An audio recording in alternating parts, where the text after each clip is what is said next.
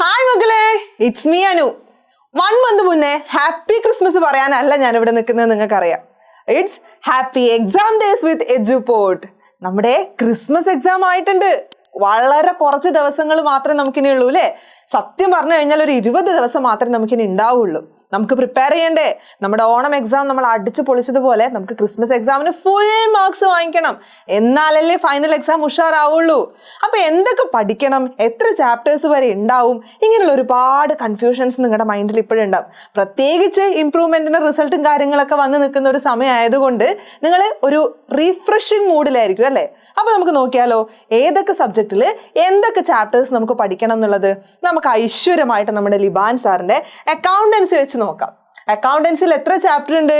പറയുമ്പോൾ 8 ചാപ്റ്റേഴ്സ് ഒക്കെ ഉണ്ട്. പക്ഷെ കാര്യം വളരെ സിമ്പിൾ ആണ് എന്ന് ചാപ്റ്ററിന്റെ പേര് കണ്ടപ്പോഴാണ് എനിക്ക് മനസ്സിലായത്. ആദ്യത്തെ സെക്ഷൻ എന്ന് പറയുന്നത് നമ്മുടെ പാർട്ട്ണർഷിപ്പിന്റെ അഡ്മിഷൻ, റിട്ടയർമെന്റ്, ഡിസൊല്യൂഷൻ ഒക്കെ റിലേറ്റ് ചെയ്തിട്ടുള്ളതാണ്. പിന്നെയുള്ളത് വളരെ സിമ്പിൾ ആയിട്ടുള്ള കമ്പ്യൂട്ടറൈസ്ഡ് അക്കൗണ്ടിങ് സിസ്റ്റം ആണ്. സ്പ്രെഡ്ഷീറ്റും കാര്യങ്ങളൊക്കെയാണ് നമ്മൾ അതിനകത്ത് പഠിക്കുന്നത്. സിമ്പിൾ അല്ലേ? ഈ 20 ദിവസം കൊണ്ട് നമുക്ക് സുഖമായിട്ട് റിവൈസ് ചെയ്തൂടെ? പോരാത്തതിന് ഓൺ എക്സാമിന് നമ്മൾ ഓൾമോസ്റ്റ് പോർഷൻസും അടിപൊളിയായി പഠിച്ചതാണല്ലോ അല്ലേ? അങ്ങനെയാണെങ്കിൽ ബിസിനസ് സ്റ്റഡീസിന്റെ കാര്യം നമുക്ക് നോക്കാം. ബിസിനസ് സ്റ്റഡീസ് അത്ര സിമ്പിൾ ഒന്നും അല്ല. കാരണം നമുക്ക് 9 ചാപ്റ്റർ ഉണ്ട്. അക്കൗണ്ടൻസിയേക്കാളും ഒരു ചാപ്റ്റർ കൂടുതൽ നമുക്കുണ്ട്. പക്ഷെ സമാധാനിക്കാം, നമുക്ക് ഒരുപാട് പ്രോബ്ലംസ് ഒന്നും ചെയ്യാനില്ല.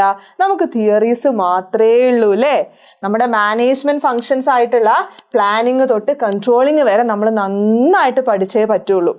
പിന്നെയുള്ളത് ഫിനാൻഷ്യൽ മാനേജ്മെന്റ് ആണ്.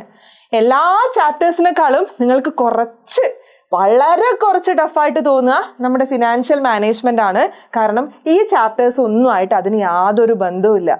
അപ്പോൾ വളരെ അധികം ശ്രദ്ധിച്ച് പ്രിപ്പയർ ചെയ്യേണ്ടുന്ന ഒരു എക്സാം ആണ് ക്രിസ്മസ് എക്സാം എന്ന് ഒന്നുകൂടി മനസ്സിലായില്ലേ? ഇനി നമ്മുടെ എക്കണോമിക്സിന്റെ കാര്യം എടുക്കുമ്പോഴാണ് രസം. ഞാൻ നമ്മുടെ സൽസബിൻ സാറിനോട് വെച്ചപ്പോൾ സാറ് പറഞ്ഞു, എൻ്റെ മക്കൾക്ക് കുറച്ച് മാത്രമേ പഠിക്കാനുള്ളൂ.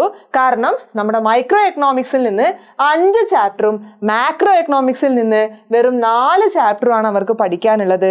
അതിൽ അവർക്ക് ഏറ്റവും അടിപൊളി മണി ആൻഡ് ബാങ്കിങ് എന്ന് പറയുന്ന ചാപ്റ്റർ ആണ്. വളരെ ഇൻട്രസ്റ്റിംഗ് ആണ് എന്നാണ് സാറ് പറഞ്ഞത്. പഠിച്ചിട്ടുണ്ടെങ്കിൽ നിങ്ങൾക്കറിയാം, ഇല്ലെങ്കിൽ സൽസബിൻ സാറിന്റെ ലൈവൊക്കെ കണ്ടാൽ മതി, നിങ്ങൾക്കത് ഉഷാറായിട്ട് ഫീൽ ചെയ്യും. കഴിഞ്ഞിട്ടില്ല. ഇനി ഏറ്റവും ഇമ്പോർട്ടൻ്റ് എന്താണ്? നമ്മുടെ കമ്പ്യൂട്ടർ അപ്ലിക്കേഷൻ ആണ് അല്ലേ? കമ്പ്യൂട്ടർ അപ്ലിക്കേഷൻ്റെ കേസ് എടുക്കുന്ന സമയത്ത് 9 ചാപ്റ്റർ ആണ് നമുക്ക് പഠിക്കാനുള്ളത്. പക്ഷേ നിങ്ങളുടെ റമീ സാറ് പറഞ്ഞത് 9 ചാപ്റ്റേഴ്സ് ഉണ്ടെങ്കിലും മക്കള് ഓണം എക്സാമിന് വളരെ നന്നായിട്ട് പ്രിപ്പയർ ചെയ്തതുകൊണ്ട് അത് വലിയ ഇഷ്യൂ ഇല്ല എന്നാണ് ഞാനും വിശ്വസിക്കുന്നത്. ഇനി നിങ്ങൾക്കറിയാൻ താല്പര്യമുള്ളത് നിങ്ങളുടെ പൊളിറ്റിക്സ് ഒക്കെ ആയിരിക്കും അല്ലേ? അതൊന്നും നിങ്ങൾ പേടിക്കണ്ട.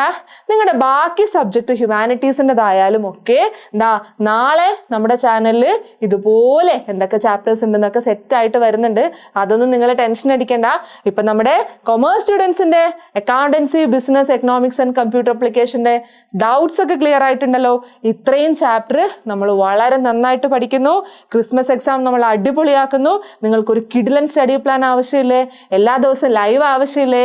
ഓണം എക്സാമിന് നമ്മൾ രാവും പകലും കഷ്ടപ്പെട്ടതുപോലെ ക്രിസ്മസ് എക്സാമിനും നമ്മൾ ഉഷാറാക്കാൻ പോവാണ്. കാത്തിരിക്കുക. എന്നും എജുപോർട്ടിന്റെ ചാനലിൽ തന്നെ ഇരിക്കുക. എന്തെങ്കിലുമൊക്കെ സ്പെഷ്യലായിട്ട് നിങ്ങൾക്ക് വരാനുണ്ടാവും. നമുക്ക് കാണാം. ഇനി ലൈവിന്റെ ദിവസങ്ങളാണ്. അപ്പോൾ നമുക്ക് ഈ എക്സാമും പൊളിക്കണം.